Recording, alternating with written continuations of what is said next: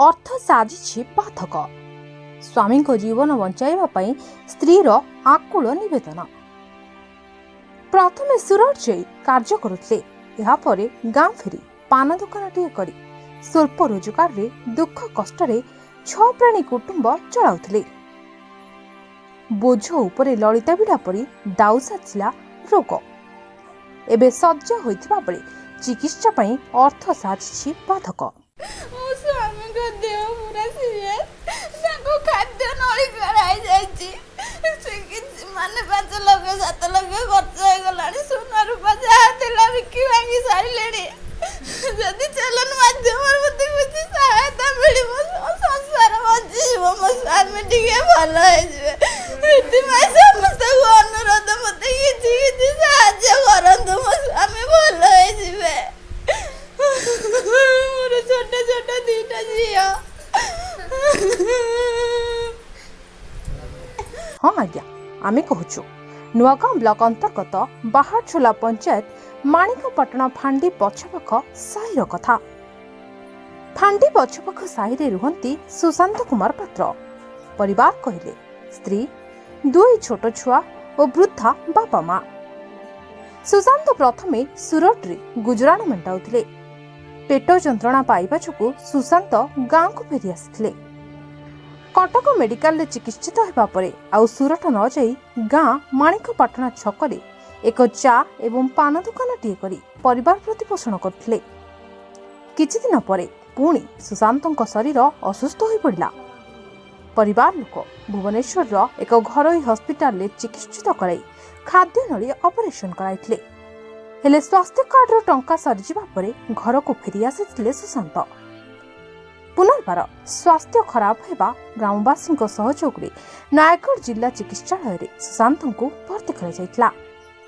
हेले स्वास्थ्य केन्द्र सेभली चिकित्सा सुविधा नथिबारु घर को फेरी आसिथिले सुशांत। आउ सेबेठारु घरे एबे जंत्रणा रे सडुछंती सुशांत ओ तांको परिवार।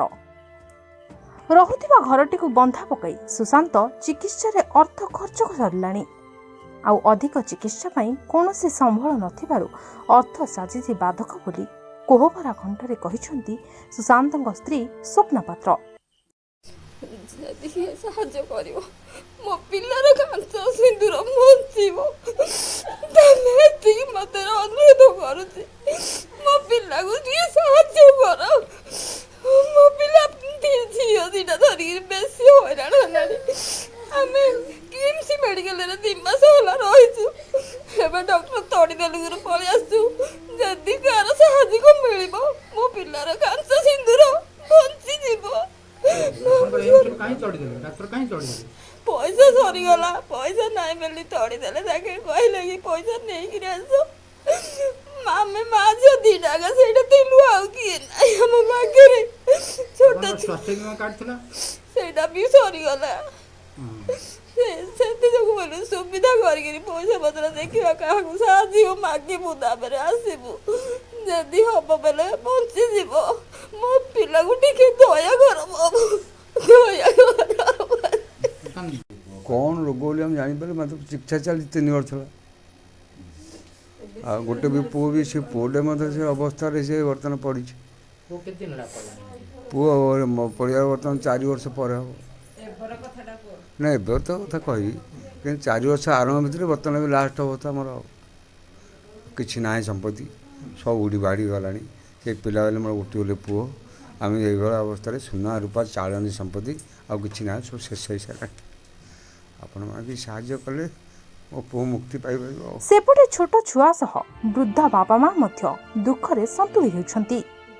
स्वामी को चिकित्सा पई आकुल निवेदन करिसंती पत्नी। कौनसी सरकारी किंबा बेसरकारी संस्था किंबा कौनसी बदान्य व्यक्ति सहयोग हाथ बढ़ाइबा पई परिवार पक्षरु अनुरोध करा जायछि। सहयोग मिलिबो सुशांत सुस्थ होइतिबा सह 6 प्राणी कुटुंबक मुहंकु दाना फेरी पारंता बोली परिवार आशा बांधिछि।